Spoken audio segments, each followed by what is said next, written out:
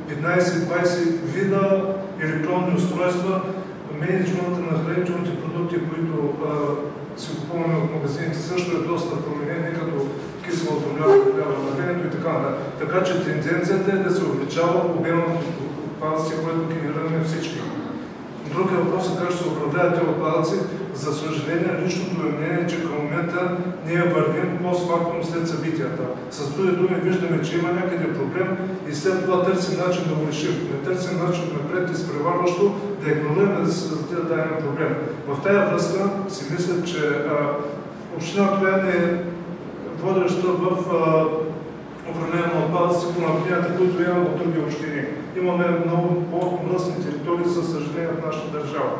Но това не означава, че не трябва да продължим да работим за напред и може би в по-тесен кръг на принципа на партньорството между общинските власти, частния бизнес, неправителствения сектор.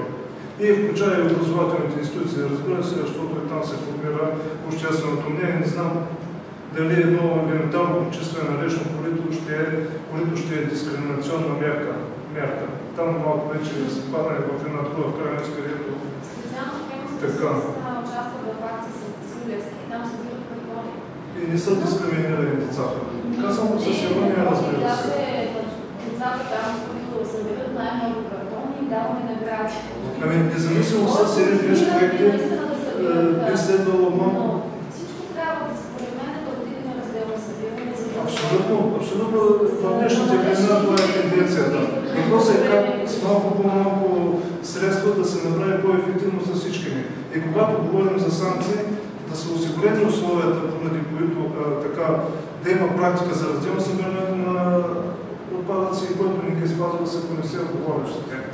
Другото, което искам да споделя и малко да разсея аудиторията, горе където е Беклемето, чешмата, която е от другата страна на Беклемето. Направихме с един приятел една пейка и събрахме отпадъците. Той в рамките на 2 часа на доброволни числа. Спират там вода, се зареждат вода за пиене. Един там дядо се въртя, извади 10 лева. Вика, ние сме дошли тук да наливаме вода, вие сте дошли тук да правите нещо доброволно. Викам, така е, прибери си парите, той неща, държа да ги получим тези пари. След това един дойде, друг пък ни подари 2 круасана. Там това да отиде една друга числата вода, имаме обещано шиви. Така че в подходящо време може. Казвам го, защото хората го оценяват. Въпросът е някой да покажат елементарна добра практика. Нищо не после по 4-5 часа в годината да отделим, да направим една акция тук зелена да почистваме речните корита и не само тях. Елементарни неща са не свързани с вас. Точно така. Но всеки малко да вложи от себе си енергия, за да пази после, защото един да чисти 10 да... Защото ние правим акции, събираме се там 20-30-50 човека, отиваме чисто в определен регион или райони. Миналата година бяха на 5 лъча бяха почистването, но в крайна сметка цялото по-голямата част, 90% то дори не знае, нали? Той не знае. Така че трябва да бъдат включени всички. Не е единични случаи. Просто трябва да бъде включено цялото население. Ами така е и националните кампании са хубаво нещо, но трябва да има и местни кампании.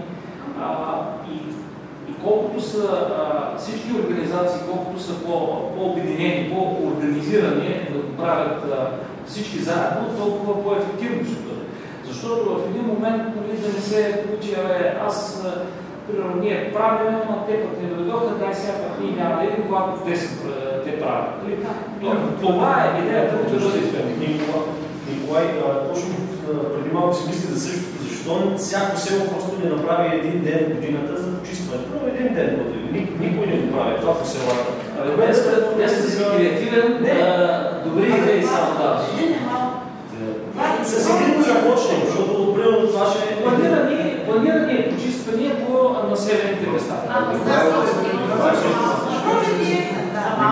Николай, в материалите ясно сте записали, че трябва административно да се осигурят, че никъде по селата няма да се изградят. Записали сте го много ясно. Така че наред с възпитателната цел, която или програма, която ще започне, административно трябва да се осигурят съдови в населените места. Аз мисля, че няма, извиня, ще прекъсвам нашата аз За разделното събиране. За разделното цветна кофа, да, цветна кофа Няма, единствено в Полежак имат на... Така е записано в материала. цветна кофа няма, да. Няма цветни кофи. Ако в Трояне някъде няма, не можеш да спълеш тук стъкло, ако искаш, може да еш малко по-нагоре. В момент сте, примерно, отива това. И в малките села е по-важно да е. По принцип,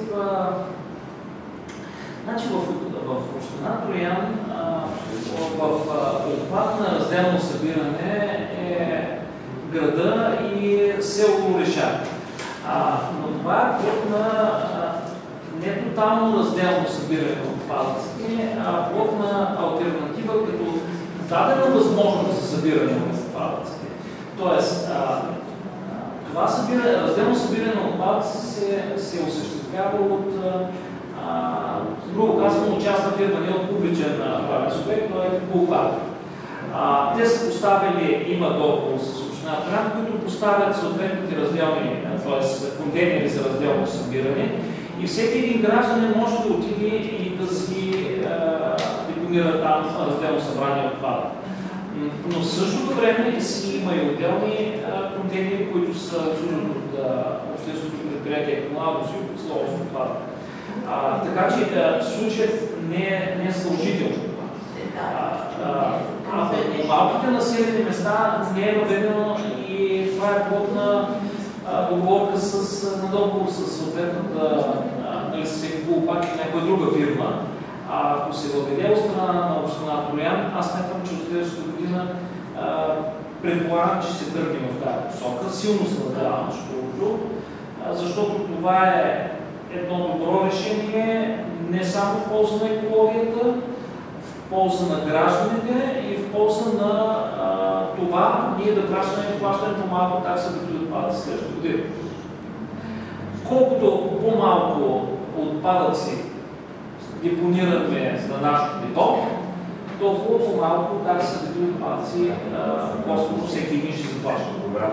Колкото повече отпадъци отидат да разделно там, по-малко така. Не, депото говоря за твърдо битови отпадъци, за лошо. Иначе, колкото повече отпадъци разделно събрание отиват в Хемус Ресурс, инсталацията за съхранение, толкова по-добре. Те ще постигат по-добри финансови резултати. В интерес на истината аз не крия дружението, че добре работи с господин Бодовски, с Хемус Ресурс. Винаги е оказано пълно съдействие по отношение на нашите акции, когато сме провеждали по събиране на нерегламентирано изхвърляне на отпадъци. И след това всеки наш разговор с него е личала неговата амбиция да разширява дейността си, т.е. да събира разделно отпадъци, съответно с това да постигат по-добри резултати за търговското дружество. Така че лично и моето мнение, не само от изведения анализ е, че нашият единствен път, нашият изход за напред минава единствено и само през разделното събиране, тоталното разделно събиране на отпадъци от всички населени страни. Може ли да кажа?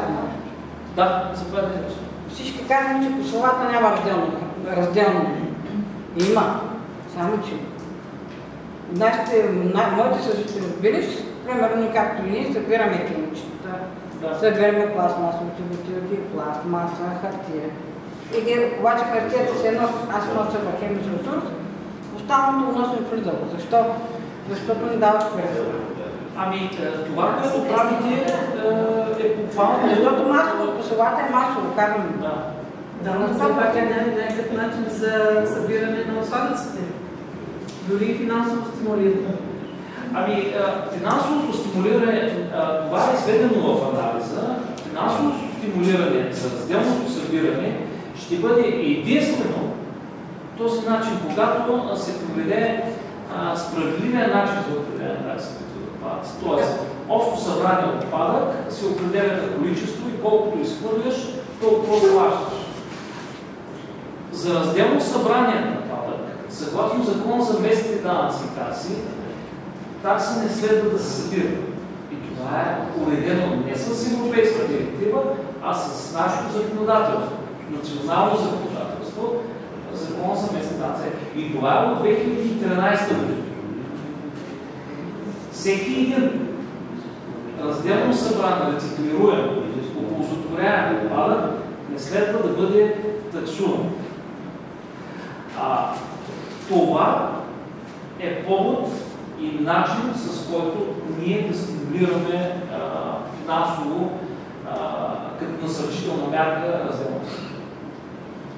Това е хубаво, обаче ако се вдигне таксата за другия, хората ще хвърлят на невидимите места. Аз точно това казвам, че за разделно събрание отпадък законодателството ни позволява. Ами за другия отпадък, колкото е по-малко, толкова по-малко ще бъде и план-сметката по дейност честота, като е по-малка план-сметката по дейност честота, съответно и налога ще бъде по-малко. Така че те са вързани нещата. По-малко отпадък, по-малко таксите за отпадъци. Аз имам усещането също, че масово обществото не знае дори за този знак за рециклиране.